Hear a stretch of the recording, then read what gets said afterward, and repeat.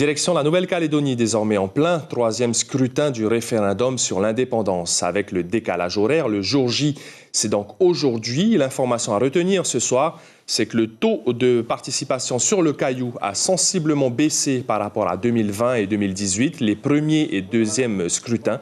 À la mi-journée en Calédonie, la participation était estimée à un peu plus de 27%. En 2020, à la mi-journée, elle était de quasiment 50% et de plus de 40% en 2018.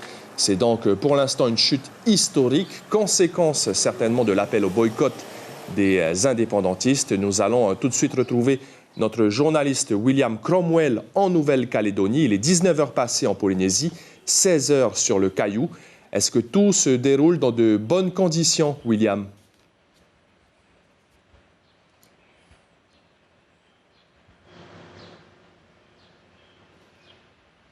Oui, écoutez, a priori, tout se passe bien. Les opérations de vote se déroulent sans incident depuis ce matin, hormis une tentative de barrage routier sur l'île des Pins, barrage routier qui d'ailleurs été levé par les responsables coutumiers de l'île. Vous l'avez dit, la participation, elle s'établit à la mi-journée à 27,75%. C'est plus de 20 points de retard par rapport au référendum de 2020, où à midi, on était à 49,4%. Cette faible mobilisation est assez inégalement répartie sur le territoire. Autour du Grand Nouméa, on a des communes ou des bureaux de vote dans certaines communes qui affichent plus de 50% de participation à midi. Mais dans les îles et dans le nord, on a parfois des bureaux de vote qui affichent des 3 voire 5%.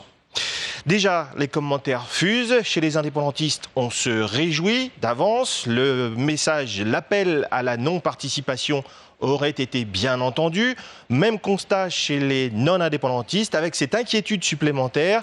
Une telle chute peut aussi s'expliquer par un recul de la mobilisation loyaliste. Donc ce soir, dans le camp non-indépendantiste, on comptera les voix une à une pour savoir précisément où on en est. Les bureaux de vote, les derniers bureaux de vote ferment à 19h. Une plage horaire supplémentaire a été instaurée pour permettre aux gens de voter sans trop de promiscuité, puisque les consignes sanitaires doivent s'appliquer à cause de la crise Covid. Et on devrait avoir une idée du partage des voix et du total de participation vers 20h ici en Nouvelle-Calédonie. L'information en continu sur Polynésie la première, Internet et réseaux sociaux.